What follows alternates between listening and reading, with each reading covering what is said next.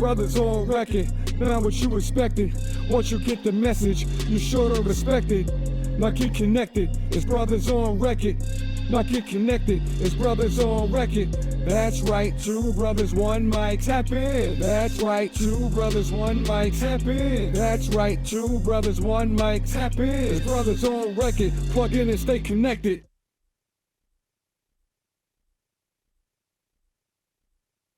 Welcome back to the podcast, y'all. My name is Nasir, and I'm joined here by Phil Tudeme.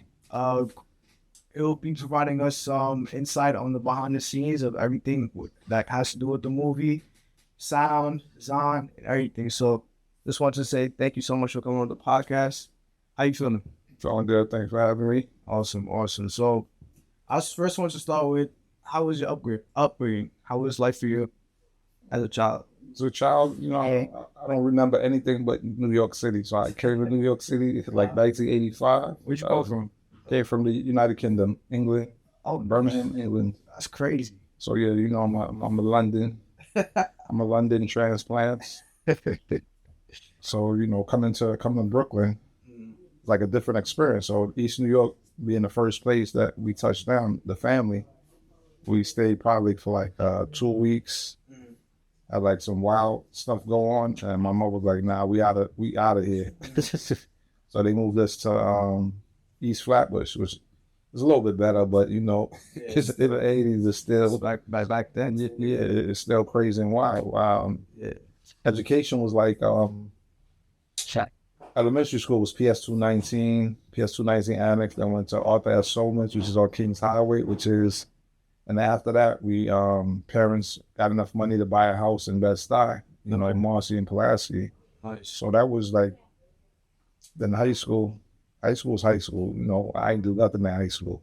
You wasn't like a bookworm or nothing like that? Nah, I wasn't like a bookworm. When I first came here, like I was like into books. I mean, you get in, funny story, like you get into the classroom, my last name starts with a T, they do alphabetical order. Mm-hmm. I'm in the back, I can't see the boards, so I'm acting up. So they start putting me in the front of the classroom, and I'm like, nah, this is not me. I would like to be in the back on the cut and doing nothing. So and middle school, junior high school, I really played basketball. That was it. You played sports? And I played.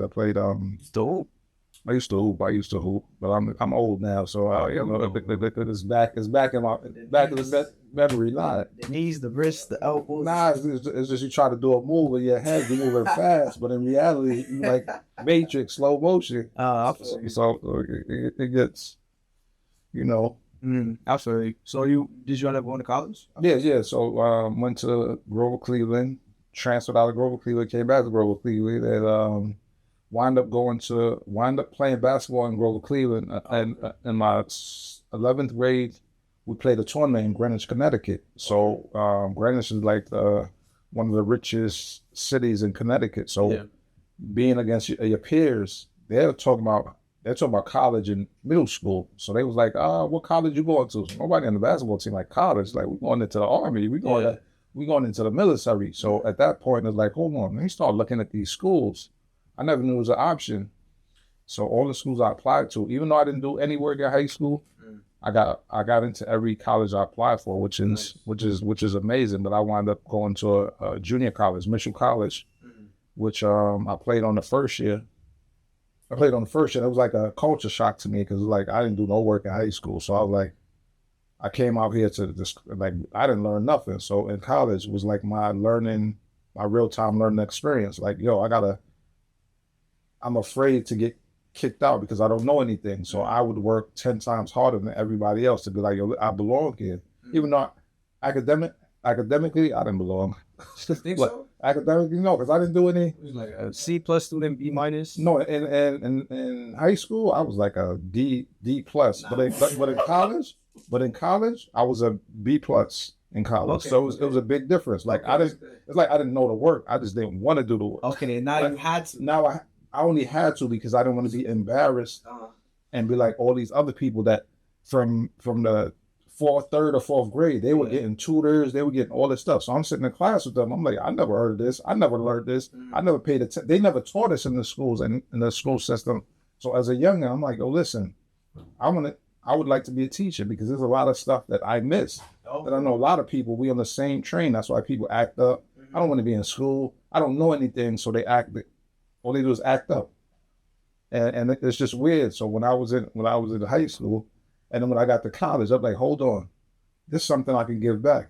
If I go teach these kids, I'm like, I can give back to them, to the ones that slip through the cracks. Because a lot of students slip through the cracks because of neglect of the teacher, parents, or society.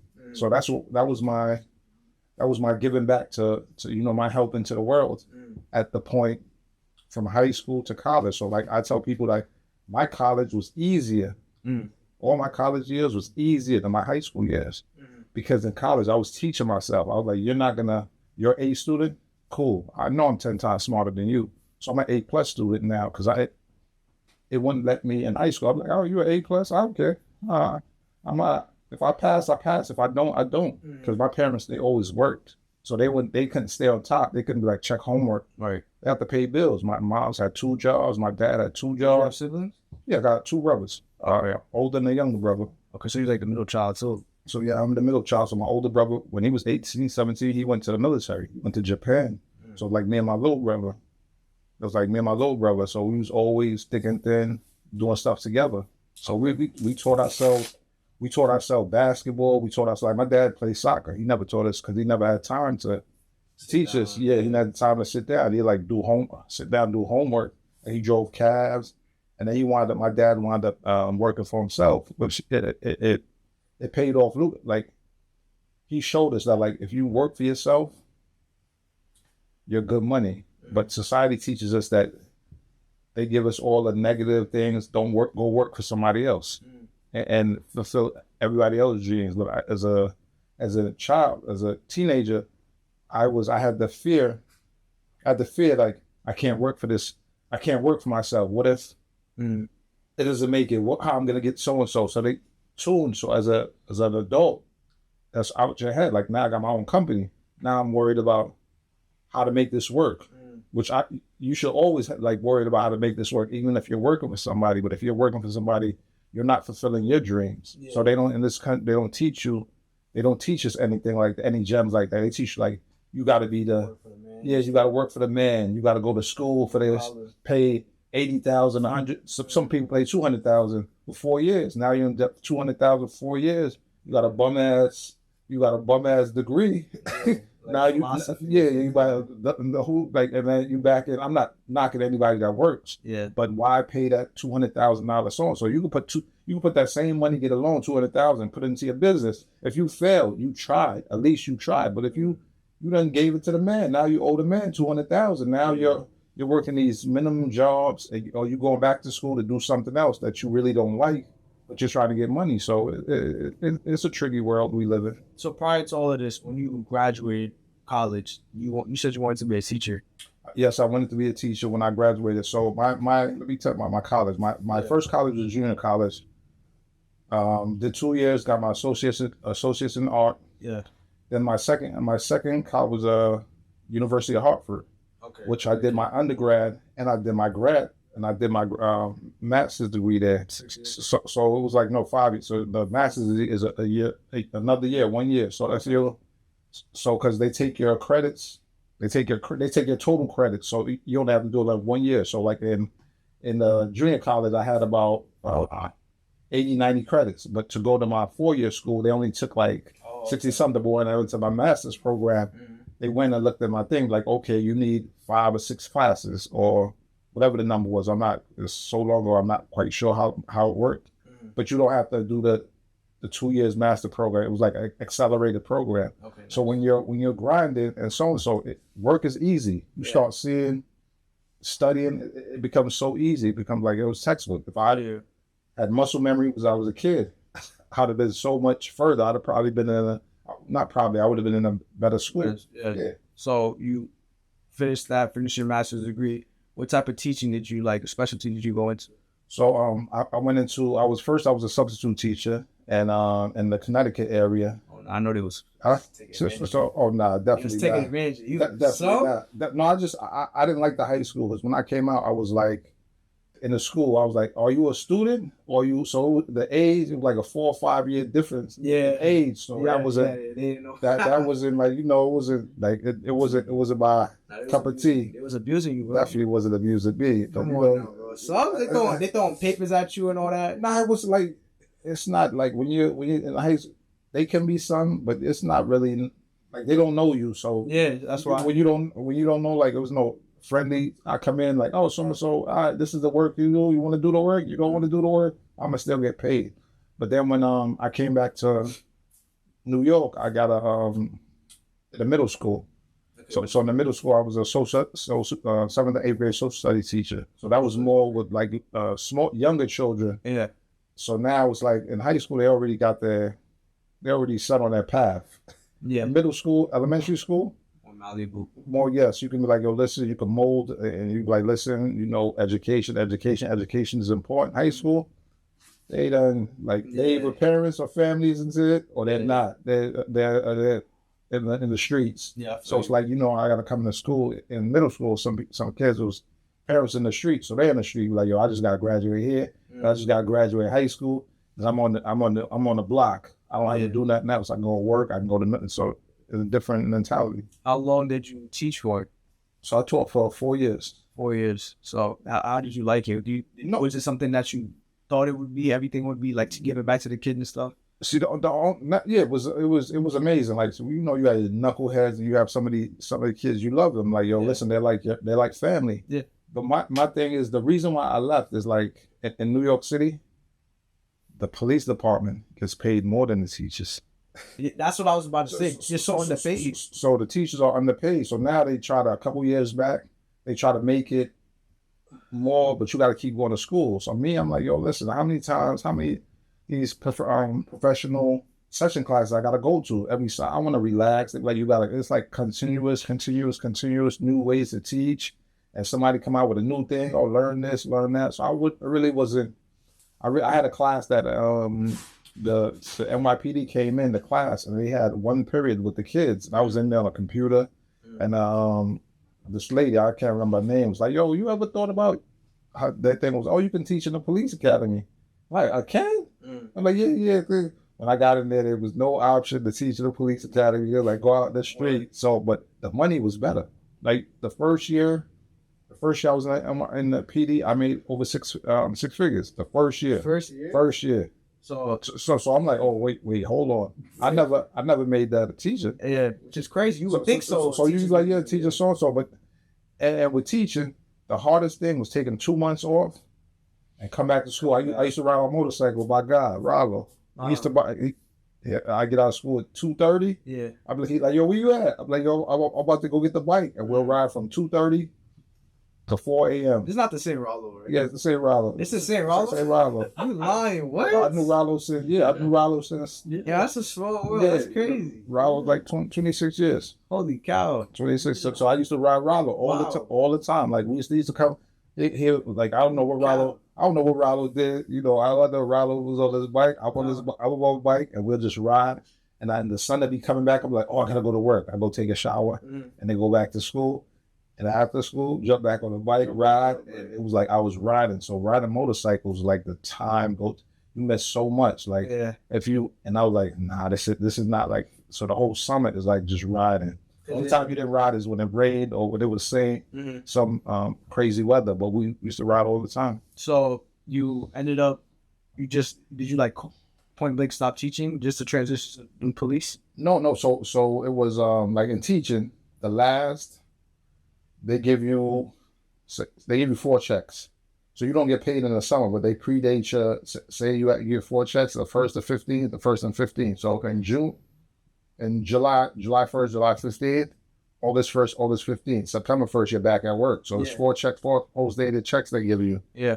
So now when I went to the academy, now I was supposed to go back to teaching, but I just went to the academy. So I took so now when I'm getting paid from the academy, so I doubled. I was like doubled up. Like, "Yo, I'm not coming back. I'm just." So you left that September. You just no. See, I was supposed to go back in September. Yeah, but that's July. I was in the academy. Okay. So July I was in the academy. Double checks. So it was like a little while of some double checks going on. Okay. It was cool. Like I wouldn't do anything different if I could do it over again. How was the police academy for you, or like It, in general? Because like, it's this very negative stigma, especially like as a black man. no, as I was in a company. I was in a company where it was. I was in a Long Island company where everybody was from Long Island, except 5 people, and out of the 5 people, 3 were from three of us from the city. So in my academy shit, everybody was white, except it was like 4 or 5 black people. How was that? Like, how did that? No, it was cool. Like it was normal. Like, you know. Is this the 90s at this point? No, we did 2000s. Yeah. So it was a bunch of stuff going on. But I was like, do I want to do this or not? And then when you start seeing, after the academy, you start seeing the thing. You're like, hold on, did I make the right decision? So it was a couple of years. Like, the money is good, but it's like every job. You treat it how you treat it. If you want to be that guy harassing everybody, like your career not gonna last. Like nobody if you that guy that be like, yo, this is my job. Yeah. I'm gonna go home and do my family work. Yeah. Some people are naturally assholes. Mm-hmm. So in every walk of life, you know, you got the McDonald's worker that's an asshole. You got everybody. It's not just the cops. Like there are some good cops out there, but then there's some dirtbags out there too. So it's like in every walk of life. Like people like, oh yeah, so and so, because this is your profession, this is what you are. No, I take how I interact with you. Is the only, like, nobody else can tell me how to interact with you. Right. And that's how I go about life. So did you end up moving up from being going to like a sergeant? Oh, so no, I didn't go the sergeant route. So what I did was, I was always hurt as a thing. I would always get hurt. I would break a foot, break a toe. You see, I was like, but it wasn't. It was just you blowing yourself. Oh no! I was like, you know, I got a couple of surgeries and stuff, but I still. Yeah. But like it is what it is. Like, you know, being on the street is like, you know, it wears on your body. So I wasn't chasing nobody. I wasn't like, yo, so and so arresting so. After like 2 years, you get off probation. So I went into a special unit after 18 months. So after 18 months, after 2 or 3 years, I became a detective. Oh, so I went the detective route. So it wasn't all that was cracked up to me. So I was like, during that, I opened up, me and my brother opened up S5 Studios. S5 Studio. So I was doing more music stuff. I wasn't doing much filming, but I was doing a little bit of music and engineering, making beats and stuff on the. Wait, did you always have that passion? Like even when you were in the policing? No, when I was teaching, I used to like make beats, and I was heavy into making beats and making beats, like producing. Like it wasn't really producing. It was just like a rap. You make a beat, they call you a producer. Yeah. But any other genre, you're not a producer. Yeah. Like you just, you know, I was a beat maker. So I go to beat battles. I would do all this stuff, and then in the morning, I go back to so you've put my uniform on. You've always had this passion. When I was teaching, I was making beats. I get the little kids, yo, here, they was rapping on my beats. We were in the classroom, but they didn't know it was my beats. I'm like, yo, I got some beats. How? And I would test them, like, are these beats any good? Yeah. The kids like, yo. So I was like, okay. So then now we started opening a studio. We didn't have any clientele, so we try to get people in the studio. We're like, listen, we give you free studio time, this and this. And as we started getting better and better, the talent started raising. Like, okay, this is something we can do. So we're like, yo, listen, let's get some rates up. We started charging people to come. We had a studio on Pulaski Street, so it was my parents' building. So it was me, my brother, my sister, and my half sister lived in the building. So we used to move the studio. Studio be on the top floor for 3 months. They were like, all right, we tired. We're gonna move to the middle floor. We moved to the middle floor. Somebody moved to the top floor, and we was just playing musical apartments in the whole musical apartments. But hold on, we got a better idea of designing the whole brownstone we was in. So we did that for a while, and then was it 04, 05? Yeah, I was born in 05. Or you born in, yeah, was it bad? No, I wouldn't say no. 09, we moved to Myrtle Avenue. We had a studio on Myrtle Avenue. So at that time, we started doing little videos and stuff. Music videos? Not really music videos. We just like holding camera, just recording anything we can. It wasn't like just practicing. Like, yo, you go out, somebody got a camcorder, and we're just recording. So I have like a box of tapes that from like 10-year span that I didn't even look at yet. So I'm gonna go back and be like my childhood. These are my college. Like in college, it was like young Spike, because my mom's had camcorders. I used to just take them and just take them to school and just start recording and stuff. So it used to get me into understanding concept of films, not learning from like people around you. So when you get around people like 6 people that don't know anything, so we just don't know anything together. So we record it, we don't, and then you start moving up. Your circle starts getting smaller, but you start getting around with experts now. So now you're like, okay, this guy's good at doing this. I got to keep him around me. This guy, I need to learn off people. I need to learn. So if I'm ever the best one in my circle's not small. So we're not innovating. Nobody's going to motivate me. So I got to go in somebody else's circle and start on the bottom, and then get to the top. So, sometimes some people might stay with you when you just move up together as so and learn and be like, yo, listen, I got this idea concept. Not everybody gonna like your idea, but people that believe in you will rock with you. So that's how I look at it with the film stuff. And I just kept. I was just about to ask that. How did this passion of beat making and I don't know, just recording miscellaneous stuff, how did that fully develop into like a passion of filmmaking? No, because all right. So I started like right before the era of Money and Violence. Wow, what year was that? I can't. I'm bad with years. Whatever the year that we'll look it up, and you'll put it. 2014, though.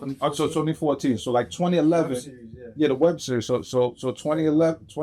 Hey, that was a long time. 2011, you start seeing people, but with the Money and Violence, that came out, I was like, oh, this is good. But we was doing stuff. I was doing stuff before that, but it wasn't like the people was not. They was a little bit scared to put the stuff out. So I'm like, all right, cool. It's a team effort. So if they're like, oh, if you're in a gang, you're going to fight, and like, nah, we ain't ready to fight. You're going to be like, all right, cool. We're not like, if you have 6 people, 4 of them like, we're not ready to fight. Then you have 6 people that's not ready to fight. So they wasn't ready to fight for that project. So I'm like, all right, cool. So then when Money and Violence blew up, they started going back. I'm like, oh, hold on. So, people, your dad had something. I ran into, somebody showed me his thing. I was like, oh, this is good. If I team up with him now, he has ideas and so. Yeah. I know my camera thing. We can get together and we can put something together. What film did you stumble upon that? It was, was it a web? It might have been a web, Love is Blind. It might have been like Love is Blind. I think he must have shot the first season. Probably the web series, yeah. He shot the first season. I was like, okay, cool. At that point, I've been doing like little music videos and not really dibble that. And I was like, I want to get into.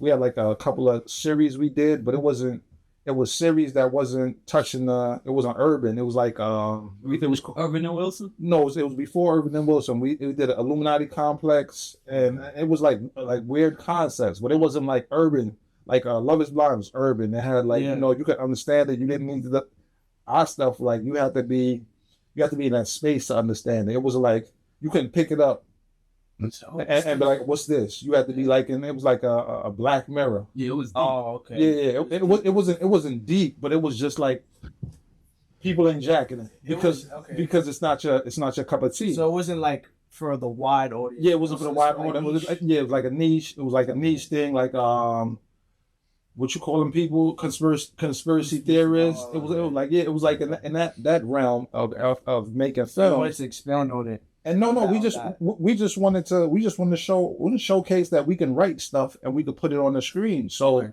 gonna get back to the Money and Violence. We was like, everybody was like, yo, they doing this and that, they doing this and that. I was like, oh, that's dope. This is this is dope, cool. Now that we rewind and we look at and you put it side to side, you're like, oh, this was really good.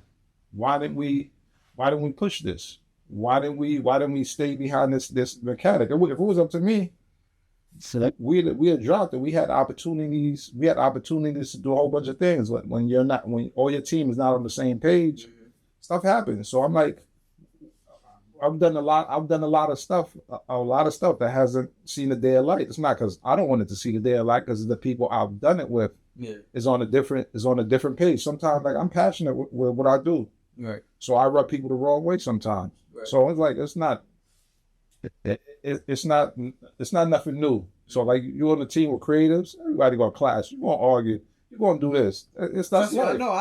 No, that is life. Like it's not like it's the end of the world. Yeah. I'm like, we gonna kill this person. No, nah. Yeah. It's just that listen, we have a disagreement. I still love you. Does that go with you on my dad relationship? Oh, we cool. Like we cool. Your dad sometimes emotional. I'm emotional too. I know y'all bump heads a lot on set. No, we bump heads because he's genuine in what he does, and I'm genuine. Sometimes I think I know better than him. I know he thinks he know better than me. So that's all it is. It's like listen, it's not nothing. Like people like listen, it's like fighting. Like no, like when we was younger, we go out there, we fight. Yeah.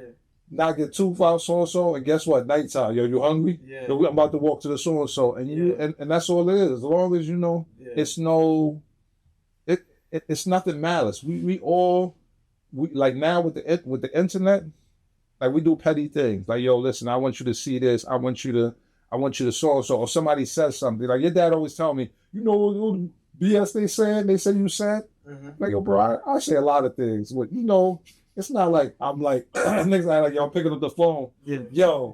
This was so. It might come past, he said something that I didn't like. Mm-hmm. I might bring that up. But then they'll change the topic back and be like, he said this because I'm like, he said, she said. Yeah, it's like he said, she said. So I'm like, you know what? I'm not even gonna fall for that no more. Like some people, like there's a lot of people in this game, like I had to step back. The last 4 or 5 years, I had to step back and just watch everybody. I've been watching. Like I still been working. I just post up to like, I'm working. This is what I do. I'm not knocking nobody. We all trying to do the same thing. You want to see everybody grow, basically. That's all it is. Like we all got dope ideas. Yeah. But some people egos is bigger than their ideas. Yes. We have like if all the filmmakers in Brooklyn got together and be like, listen, let's do a collective. We talk. You could have did a Tubi with Brooklyn people. We could have got a local app. We could have did a lot of stuff and everybody ideas. Like, listen, but everybody wants to be a director. Mm-hmm. Everybody wants to be a producer. Yeah. Everybody wants to be everything on every project. Yeah. Like, it can't happen. Like I had my first project. It was my first project. It was my first project that I didn't have to wait for anybody to Tuck Stories. That's a very terrible project. Really? I love it. It's my first. I will always show it. Yeah. So no matter what level I'm on, I will always show that there. What is it? Because I want you to see where I started. Yes. And my thing with Tuck, a lot of people helped me out on that.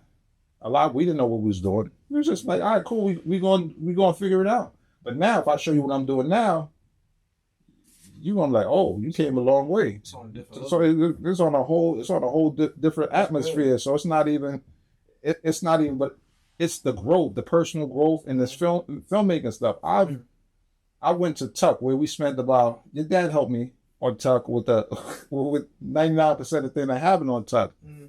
Sometimes you don't realize that. But my thing is like going from that to going from the next thing I'm producing. Y'all gonna be like, oh my God, what? How did this happen? It happened because I stayed the course, growth, and I got better and better and better. So like I went to sound. I do sound. That's how it made me get on sets. Yeah. So I can get on set as a camera off. I can get on set as a DP. I can get on the big set. So I used to get on big sets as sound off. So now you start meeting everybody, and then you start seeing like, okay. Oh, this is what I was doing wrong. You start learning. Yeah. So now you start taking that from you learn on these big sets. They start bringing you back. Now I can take that, what I'm learning from them, it's like a class, and bring it back to my projects now. Right. So now it's like, okay, I see what's going on. So now when you're a sound art, nobody cares about the sound art. So they let you do whatever you want, as long as you can record that sound. You're like this, okay. So I'm studying. You take bits and pieces from everybody. See what's work, and then you put it into Would you say part of you was, I guess, inspired a little bit by my dad? Like, would you take elements from his how he operates? Did you? Yeah, like your dad is the short. I call him the shortcut king. Don't blaze him too much. No, I call him the shortcut king because he will take he will take a shortcut. Like it's nothing blaze. He will take shortcuts instead of him saying like, listen, I'm not gonna take this shortcut. He's like, yo, I need to get this. I won't wait. I'll take a shortcut to make it happen. On me, I would wait. And I do lose a lot of opportunities waiting. Oh, okay. But I'm willing to lose those opportunities than take that shortcut that your dad like, listen, I need to get it out. We all outside. Let's do something. Let's improvise. Me, I'm like, nah, cancel it. We'll figure it out, and then we'll come back. So it's two different. So it's two different. Like we think we think two different mindsets. Nothing like what he's doing is amazing. Like what everybody's doing is amazing. I'm not knocking, but what we should be doing together should be this whole thing. Now that they're coming back with different things. Like we can resync. Like, yo, listen, let's get together now. It's like I did something this when did I do it? This past summer, June, it was in June. So I did something. That's not me. I teamed up with a bunch of creative people. They do a different type of. It's called Surrounded by Water. A different type of people in this segment. So we put a short together. I produced it. It's called. I do like the post when I did editing. I did a lot of stuff on it. Yeah, you edit too. Yeah, I do everything except grip and gaff. I can't. I'm not a gaffer, but a grip. So you 99. Yeah, no, about like 80-something% of the stuff. I get on stage and I won't be the best guy at the thing, but I can help out. Did you act? No, I think the first time your dad I was on the thing with your dad, but he cut it out of his movie. He cut that scene out of his movie. He just he's in it. No.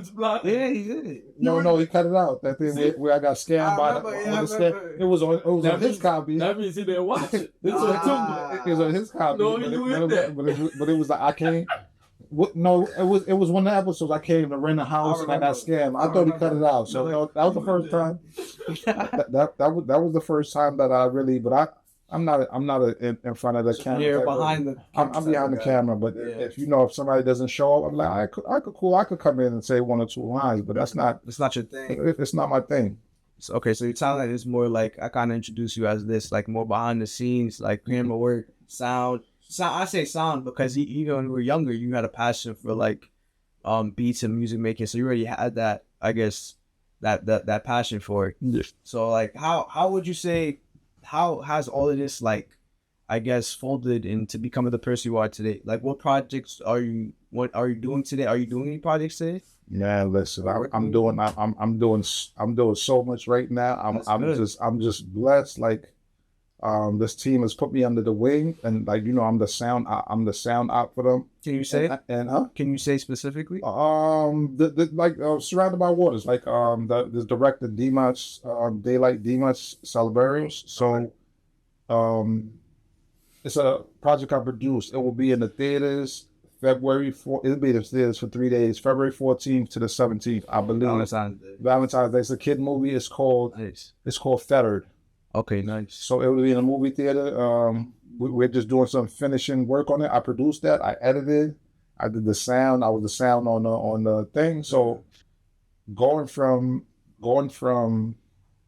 Tuck Stories to do it's a lot of things between the doing that and that's coming out in the movie theater. I'm part of the executive producers on it. It's a big thing. And the next thing I'm doing, I really don't want to say nothing to jinx it. Yeah, no. It's even bigger than that. So I'm like, yo, bro, like these people are showing me, yo, you don't need to snake nobody. You don't need to do this. Like you can work. It's money in here for everybody. Mm-hmm. Like just get our act together. That's what it is. But it's a lot of things that people don't know. Like I was saying, I jumped off topic. That we had in June we had to showcase our those short films. Mm-hmm. We did it. Nobody I knew showed up. Probably like 2 or 3 people, but we still had the place rocker. We had investors in there. We had bankers in there. Wow. We had people that was looking for stuff, and people was coming. And then we started doing like every month. You bring your project in there. We'll watch it. We'll critique it. So we're doing the second year is coming up in June, June 26th. We're gonna do it. All you're gonna have to come and check it out and be like, yo, listen, how can I benefit from this? Because it benefits, you knowing this helps you out on your craft. Like we might not, anything that might not happen, but you'll learn like, yo, listen, this is what they're doing. This is the type of people that you need to be around. This is how you need to talk to the people. This is how they respond. And they'll tell you, but nobody was like, everybody's like, oh, it's cool, it's cool. When they started looking at it and start seeing the people that came to that first, we sold out the SVA theater in Manhattan. The big theater was sold out. Wow. We had panelists. It was so dope. And none of my people showed up. I was like, you know what? I'm not holding anybody's hand no more. This is what I'm doing. If you like to walk, you can walk, but I'm not dragging. I'm not begging anybody. I'm not doing any of that. I'm like, yo, listen, I don't need anything for anybody. I'm just like, yo, listen, if I'm showing you how to invest, just invest it. Just investing in your craft. We are filmmakers. When's the next one? No, it's going to be in June. We don't have a date yet, but we have, it's coming up in June 26th. I have one last question for you. Would you be willing to do a collab once again with Floyd's films? Oh, of course. I don't know if your father sometimes you don't listen. I told him, I'm like, yo, listen, I have no. It was not a beef. It was not a beefless situation. It was a situation where I had the miscommunication. No, it wasn't. Like it was just people. It was just people we both know that was playing both sides. So they would get mad. I guess he didn't do something they didn't want to do. They'll call me, put a battery in my back. I'm a react, of course. So I'm a react. No, I'm like, yo, listen, it's not even like that. Like if somebody called you, like, yo, listen, somebody said, well, you know what, F this, blah blah blah, and then at first you don't realize, like when somebody says something that hurt, and they be like, okay, no, and then he be like, yo, listen, I ain't say that, and I be like, yo, you lied. I know you said that. Yeah. And then after a while, you step back, and you're like, oh shit.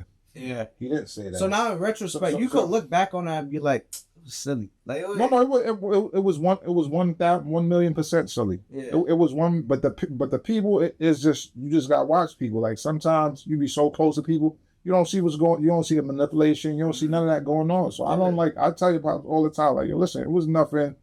It was nothing personal. Like it wasn't like, yo, so and so, like when I said, oh, Phil, they stole this, whatever. Like what? Me? So that's how if you know me, you know me. Like all I want to do is make great movies. Yeah. That's it. I could tell. I could hear the passion. I could hear all that, and I feel like with y'all being two successful black men, I'll say that, especially in New York, Brooklyn, New York, y'all could definitely come together. I feel like in the future and come up with a great project. Because you have different talents, so he would definitely, like vice versa. He can help you, you can help him. But the fact that you have so many talents, I feel like you guys could really come up with something good, especially for the culture. You just was talking about how you want people to come together, especially in the urban filmmaking industry. If y'all put y'all two heads together, even like different directors or different producers willing to drop your ego, leave it at the door, and come into work and actually put something good on the screen, I feel like that's definitely possible. And y'all only getting older. Y'all too old. Y'all old. I'm supposed to be worried about the drama right now. No, it's no drama. I just realized there is, in this thing that we're doing, there is so much like levels. There is levels to this, and I'm just realizing bro, there are levels. Like people are moving different. They're moving into different type of they're moving into different type of stuff. You could either evolve or evaporate. It's like I tell them all the time, like, yo, listen, let's sit down. Let's it's some people that I'll never sit down with. But he's not one of those people. So it's some people like, yo, listen, you just burnt that bridge. But I told him, like, yo, listen, you know what it is. You know what I can do, what I offer, but it's so much stuff that people like, if I tell you, like, yo, listen, I'm doing this, blah, blah, blah, I expect you to be like, yo, listen, come check it out. It's not like, just come check it out. Just come see what's going on, that we only see what we're doing. Like me stepping back, I'm seeing I'm seeing big stuff, I'm seeing small stuff, I'm seeing how effective the small stuff is getting to seem like the big films. So you start seeing that. I've been on everybody's project, and everybody does it different. And I'm like, okay, now when I'm doing mine, I'm not going to spend money. I don't need to spend money like these big people. I can control it with this little 4 or 5 people. I'm like, yo, listen, I just get the best people around. I'm like, keep it micro budget. We don't have no money. Keep it 0 budget. Let's make this. We have, your father has stories and ideas. That's all. That's what you need. That's half the battle. And then you just get the right people to lead the right team. And the execution is the thing. And I'm like, yo, listen, it's going now with all this acquisitions for YouTube and all this stuff. It's only, you just got to be able to create it and give them constant great visuals. That's all they care about. And then your bank account will be all right. Your kid's bank account will be all right if you do it right. Yeah. If you do it wrong, you're going to be doing the same thing. Going on the gram, throwing subliminals up. That's all. Nobody going to get with that. We know it. Too damn old for that. Y'all pushing 50. Let's stop this. I got 2 years. You got a kid now, right? Yeah. Daughter? No, son. Son, how is he? He's 4. He'll be 5 in June. About 5 next month. Little man getting big. How it feel being a father? That's all right. Like, stressful at times, but I gotta do what I gotta do. Yeah.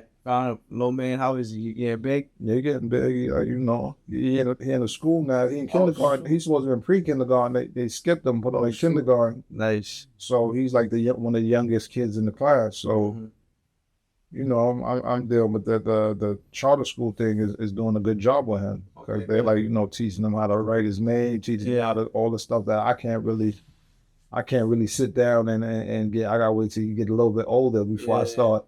I mean, I doubt he's gonna be like a D student like his pops. Oh no, he gonna be way. He gonna take up from his mom. He gonna take up from his mom. Like a D. Yeah, I was like a 65. Nah, he gonna be way high. Yeah, I promise you. Like in high school, but in college though, you see my college transcript. I was like a D. Nah, he was doing it there in college, but in high school, I didn't know no better. What's next for you? What's next? So you told me a little bit, but what's next? I'm doing a documentary right now on it's a New Yorker, him and his pops. We're starting that now. What is it called? They don't have a name for it, but it's in the works. It's in the works. It's with he's a New York Knick. He played in the. I'll give you a hint. He played in the early. He was the man in the early 2000s. Early Trollsbury. No, I'm not gonna.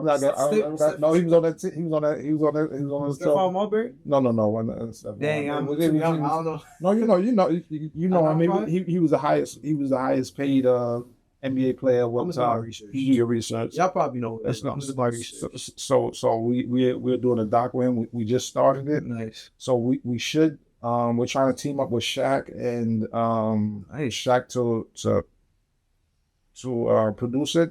To put some more funding. Nice. After that, then we're doing we started shooting this this feature that it should be they just got a green lit with a little bit of money. So in 2026, what else are we doing? And then we got we're just doing some other shorts, like some small ideas that I'm coming out where I just want to constantly just create. Like my schedule is a little bit open for the 2026. But I'm not taking projects I don't want to. So if you see me on it in 2026, I care about it. Because if you see me on it and I'm so, I like last year you might have called me on a couple projects where if the fire broke out, I'm just packing my shit and just walk away. And I feel that. And no hard feelings. I wrote I took up after him a little bit. I wrote a little feature film. It's a boxing flick. I think do you have the script? I'm gonna send you the script. I think you would like it. Hopefully we could find that'll be the little collab that I was talking about earlier. That's kind of what I was heading towards. We could do something like that. But I feel like it's a good little thing. I just gotta make some little tweaks and stuff, but I think it would be a good flick. I believe in that. Yeah. But I appreciate you so much, Mr. Flam. Did your thing. Nah. Please, put your IG, put Twitter. My IG is Fuzzy Media. Mm-hmm. My X thing is Fuzzy Media. It's Fuzzy, F-U-Z-Z-I-E Media, common spelling. And just let's collab.